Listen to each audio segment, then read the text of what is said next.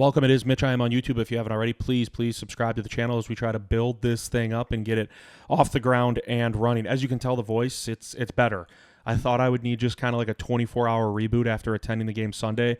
If you made the journey and made the trek through yesterday's reaction video to Green Bay losing to Minnesota, the Green Bay losing part sucked, but my voice was absolutely atrocious to listen to. Recognize it wasn't aesthetically pleasing. Still wanted to get a video out there. So if you trek through that one, a hat tip in your direction. But the voice is stronger today. I think we're pretty much back to normal on that front. We do this one every week. It's Packer snap counts, kind of looking back at the snap count totals from the game, in this case week 4 against the Vikings, what stood out, what it could mean going forward for the Packers. And the real theme, I think, with this Minnesota game, when you look at the snap count totals, were injuries popping up for Green Bay and what they sort of do now and where they have depth, where the depth might be lacking after some of these injuries occurred for Green Bay. Now, a couple of the injuries that we knew about beforehand that affected Green Bay on Sunday came primarily at the cornerback position. You didn't have Jair Alexander. You didn't have Carrington Valentine. I was fascinated to see how Jeff Hafley would roll out the blueprint for the corners. You have a strong secondary otherwise, you would believe, right? Xavier McKinney's been playing at an all-pro level. Javon Buller's been playing at an all-rookie level. Evan Williams kind of has seen snaps here and there, a little bit of spot play, the rookie out of Oregon. But corner was a question mark coming into this one, missing your top two atop the depth chart, and Jair and then Carrington Valentine. And there was one thing that really caught me off guard. I think it's, I mentioned I was at the game Sunday, which is why my voice was shot yesterday. It's kind of difficult to really capture everything that you want when you're at the game compared to watching it on TV. So when I was able to go back and rewatch the game, it kind of made it a lot more easier to sort of gravitate towards different thoughts or confirm thoughts that I had during the game but wanted to double check on the rewatch. And I think the first thing that did pop out came at cornerback. I'm going to give you the totals first. Keisean Nixon was out there for 66 of the 68 snaps defensively, good for 97%. Eric Stokes was out there for the exact amount of snaps. And then Corey Ballantyne played just 54% of the snaps, 37 out of 68. I recognize hindsight's 2020, and because of that, it's easy to nitpick certain things. However, going into the game, I did not expect Keisean Nixon to play outside nearly as much as he ended up doing against Minnesota. He's kind of your slot corner, and I understand circumstances can change that, and circumstances were a bit dire for Green Bay when you're missing your 1-2 punch at cornerback. And I guess, Eric Stokes was out there. You could lump him in as a 1-2-3 punch for Green Bay if you wanted to. So I'm not saying it was an easy decision that Jeff Hafley could have made by keeping Nixon in the slot when you have your nickel and dime packages out there, and if you're in your base, put Corey Ballantyne out there. But that is kind of what I assumed they were going to do going into the game, and they really diverted away from that and went the complete opposite direction. So I was surprised Keisean Nixon played on the outside so much, and every single time it was man coverage on the outside, and I saw him matched up with Justin Jefferson. You kind of just cringe, and it's not me blaming Keisean Nixon. It's just that's a clear mismatch, and the Vikings took advantage of it when they recognized it, and you can't really do anything but, give a salute to Kevin O'Connell and Sam Darnold. If you're a quarterback, and in Darnold's case on Sunday, and you have, in my opinion, the best wide receiver in football, and you see him going up against Green Bay's fourth best cornerback in Keisean Nixon, and you can recognize and read that it's man coverage in the pre-snap, sometimes you might be hesitant, like, am I being fooled here? Like, what am I missing? But at times it was really just that easy for the Minnesota offense in the passing game. The thing with Ballantyne is there were injuries last year at corner. Corey Ballantyne started 6 games for the Packers a year ago. He played in 14 of the 17 regular season contests. And I think given the expectations that many, at least myself, had for him when he was a spot starter, I thought he stepped up and delivered a lot last year. Again, given what I thought it would look like with Corey Ballantyne at one of those outside starting corner spots. That's why I was led to believe, okay, it's going to be Ballantyne in the base defense with Eric Stokes as the 1-2 corners out there against Minnesota on Sunday. But like I said, it was in large part Keisean Nixon and not Corey Ballantyne. And look, last year was a different regime. It was a different defense led by Joe Barry. Now it's Jeff Hafley at the controls, and that's perfectly fine. I think most of us are happy there was a change made, and Jeff Hafley sees things through a different lens. And he knows far more than I do. He knows far more than any of us do when it comes to pushing the right buttons for that defense with the Packers. So it's a different guy in charge, but I truly thought if they were in their base defense, it'd be Stokes and Ballantyne. Also, too, like, Nixon obviously didn't have a great game. I'm not one to rip Keisean Nixon. I feel like there's a pocket of people in Packerland on social media that pretty much week in and week out just seem to rip on Keisean Nixon for some reason. I think it's kind of bizarre. It's like, I think it's weird that some people like expect Keisean Nixon or believe Keisean Nixon should be playing at like an all-world cornerback level. Like, this dude went undrafted in 2019 after going to Arizona Western and South Carolina. Dude had to grind the first few years in the NFL just to hold down spots. Like, I respect the hell out of Keisean Nixon. He's a first-team All-Pro kick returner back-to-back seasons. Has he struggled in the slot at times? Yes. Was he put behind the 8 ball on Sunday, getting lined up on the outside so much and being matched up with the likes of Jordan Addison and Justin Jefferson? Yes. Did Jeff Hafley have many options? No. But I thought the obvious one would be putting Ballantyne on the outside. And like I said, I'm not one to rip on Keisean Nixon, but I think if you are to be shorthanded again against the Rams, and you never want to wish injuries anywhere, but the Packers are catching a break. There's no Cooper Kupp and no Puka Nacua Sunday for the Rams at wideout against Green Bay. But if you're facing similar circumstances with Jair and Carrington Valentine being out, and we don't know if that'll be the case, I would like to see Ballantyne on the outside when the base defense is out there, because I've seen enough of Keisean Nixon out there to know it's not the best option for them. I don't believe it's the best option when Corey Ballantyne's sitting there as a potential solution, or at least a better solution for the defense. I get it appears as kind of a pick your poison spot when you're missing your top two guys at corner, but Ballantyne, he should have been on the outside more than Keisean Nixon. We've seen that movie before. We don't need to see that movie again. Mitch, I am on YouTube. Please subscribe if you haven't already. Packers snap counts rolling through really 3 of the heavy hitter topics or things that stood out on the snap count totals from Sunday's loss to Minnesota. The interior of that defensive line sure took a hit. Man, the Devontae Wyatt injury is devastating if he misses any sort of significant time. He was in a boot. He was on crutches after the game on Sunday. Matt LaFleur didn't really have an update Monday at his press conference as it pertains to the severity of the injury for Devontae Wyatt. I'm just wondering moving forward, if Wyatt does miss some time, like who steps in. And I think the obvious candidate is obviously the veteran Kenny Clark. But Kenny Clark, if we want to address the elephant in the room, let me get to the snap count totals first. So the interior of that defensive line on Sunday, Kenny Clark was out there for 55 of the 68 snaps, Slayton 33 of the 68, Carl Brooks 27 of the 68. Wyatt out there for just a few snaps before getting hurt. And so I'm wondering, what the plan is moving forward, because Wyatt has really, really come into his own. And in my opinion, this first chunk of the season has molded into a game wrecker at times. We saw it in the game against Philadelphia. We saw it in the game against Tennessee. He was putting together some really, really consistent outings on the interior of that defensive line. And we thought we had really a tag team duo there with Wyatt and Kenny Clark. But as I said just a minute ago, if we want to address the elephant in the room, Kenny Clark's had a really, really inauspicious start to the season. Really quiet, really not like the Kenny Clark we're used to seeing. He just got the extension in the offseason. Thought that would maybe be a motivating factor. He wants to go out there and back it up and be the Kenny Clark that we've seen for so many years in Green Bay. And one angle you can say, hey, it's just 4 games. Another angle, the other side of the coin, says that's a fourth of the season. And Kenny Clark's been just very, very underwhelming. And so if you want to preach patience, that's fine.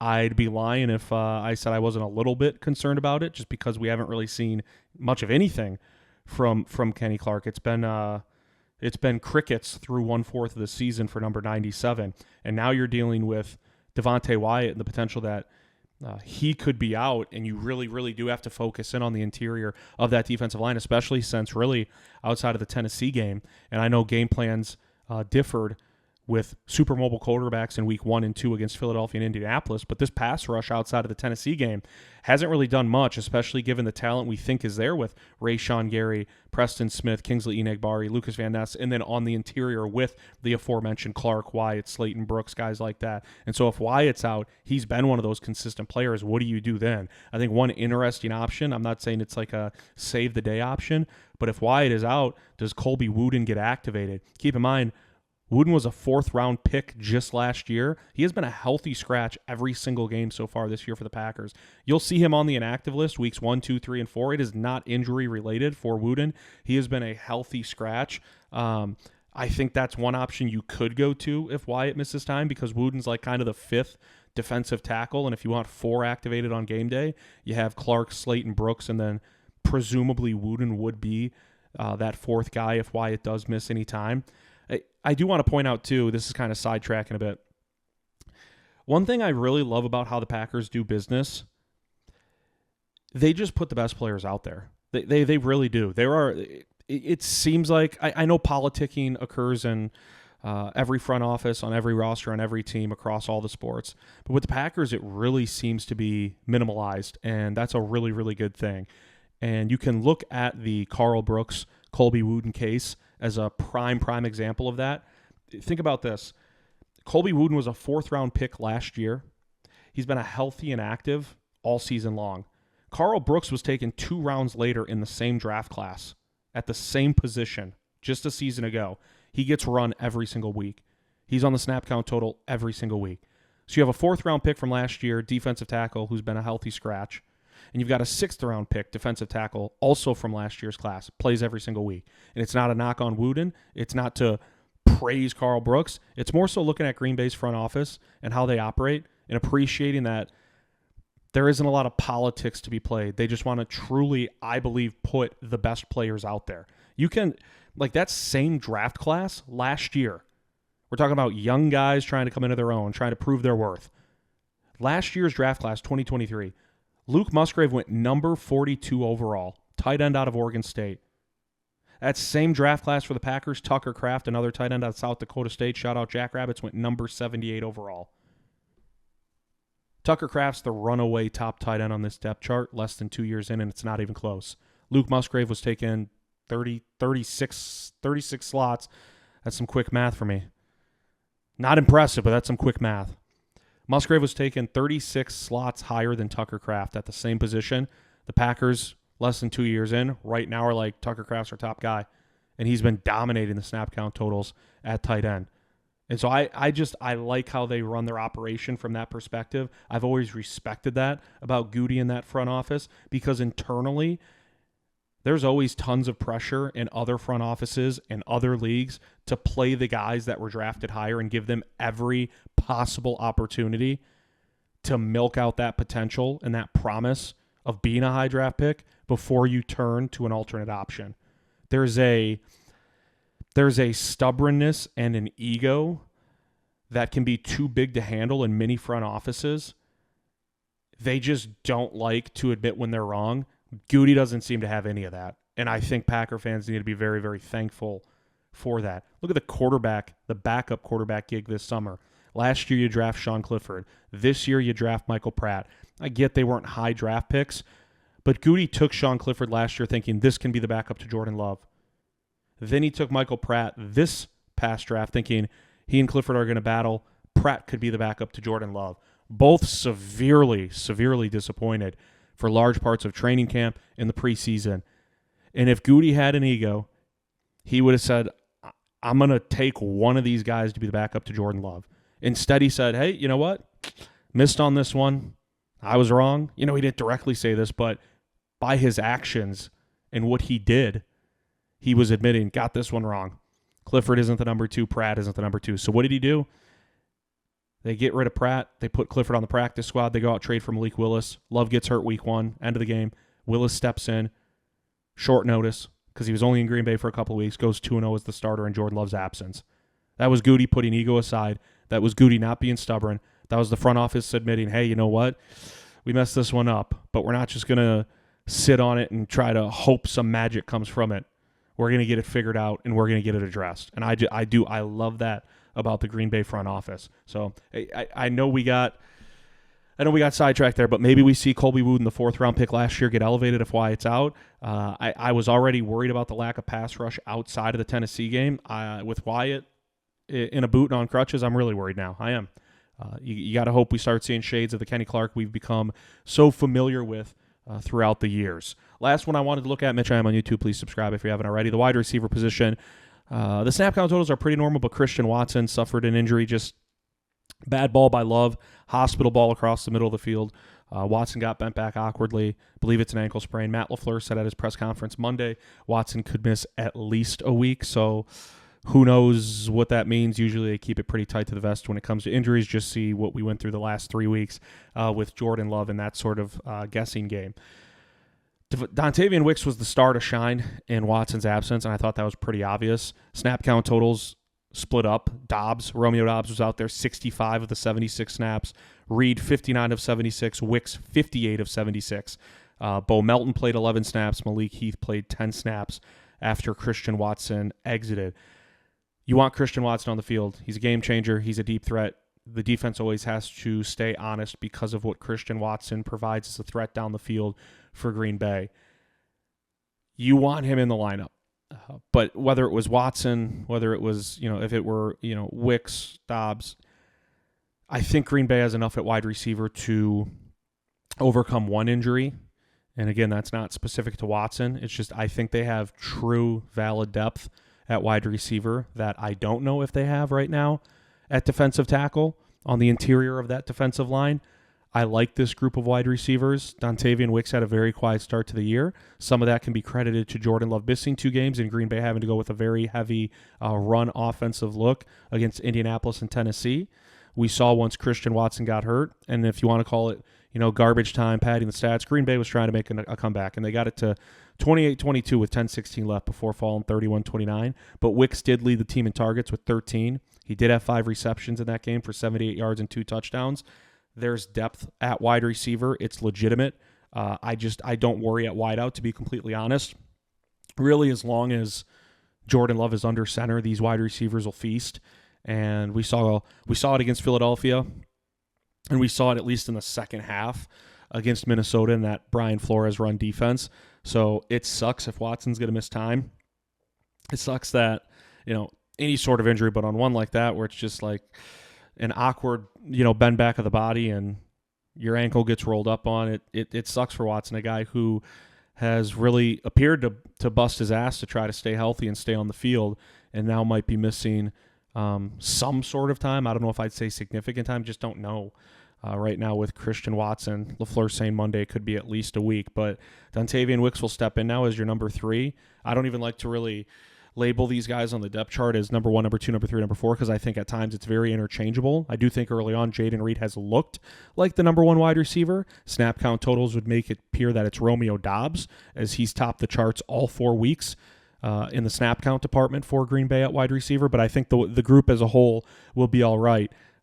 Even in Watson's absence, and then you're even better once he gets back. That all, of course, is assuming Jordan Love is under center for Green Bay. A couple other notes to finish up on. I mentioned it earlier. Tucker Kraft just continues to dominate the snap count total at tight end. Saw Luke Musgrave get involved a little bit in the offense. I'm kind of waiting for them to draw something up on one of those vertical shots to Luke Musgrave that we saw last year in the game against Chicago in week 1, that you saw in the game against the Rams last year, right up the seam for a touchdown, that we saw in the game when he sprung wide open on the Dallas secondary in the playoff game. I think Musgrave's confidence, I don't know where it's at, right? But it can't be too high. He's getting his snap counts really chopped into by Tucker Kraft. It's been a really quiet start for the second-year tight end out of Oregon State. Matt LaFleur is good at usually reading the room and figuring that stuff out. I wouldn't be surprised if we see them draw something up specifically on a vertical shot to Luke Musgrave Sunday against the Rams to try to get the juju, get the vibes going with that tight end group, specifically Musgrave, because Kraft was used plenty in the game against Minnesota, had a touchdown, saw more targets, saw more receptions, saw more yards, saw plenty more snaps than Musgrave did. I'm going to harp on this one every week. Edgerrin Cooper, I still want to see him get more snaps. I think I was listening to Jason Wilde on Wilde and Tausch last week, and they said, I think they were just throwing out potential notes as to why maybe Cooper isn't getting more snaps. One thing they said is maybe he's still not lining up right. We saw him kind of lined up incorrectly twice week 1 against Philadelphia, and one led to a big run by Saquon Barkley. Keep in mind he missed a chunk of the offseason due to injury, and for a rookie, that's obviously not great, but as he gets more accustomed to things and more comfortable with the playbook and where he's supposed to be on the field, he's just... I said I'm going to harp on it every week because I believe that Edgerrin Cooper can be that type of difference maker. He played 21 snaps, 31% of the total defensively Sunday. I do expect him at some point to start chipping in more to Eric Wilson's snap count total maybe in the base look, and then Isaiah McDuffie's as well moving forward because, man, if you watch Cooper, like Sunday, I would urge you to do this. When you're watching the game Sunday and Cooper's out there at some point in time, I know that you got to follow the ball, but on a couple of snaps when Cooper's out there this Sunday, just watch him. Watch him. It's like a pinball, just flying around the field, but he seemingly always ends up in the right spot. And so I want to see more of Edgerrin Cooper. Last thing, one of those days where the O-line had to grind it out. You know, stats really didn't tell the truth. Jordan Love was only sacked once, but he was pressured a lot. He got hit a lot. He was flushed out of the pocket a lot. He looked uncomfortable a lot. The offensive line, though, all 5 of them played every single snap in that game Sunday against Minnesota, which is always a good sign. That'll do it for this edition, Packer Snap Counts, Week 4 against Minnesota. Please subscribe to the channel. Mitch, I am on YouTube. We'll see you next time.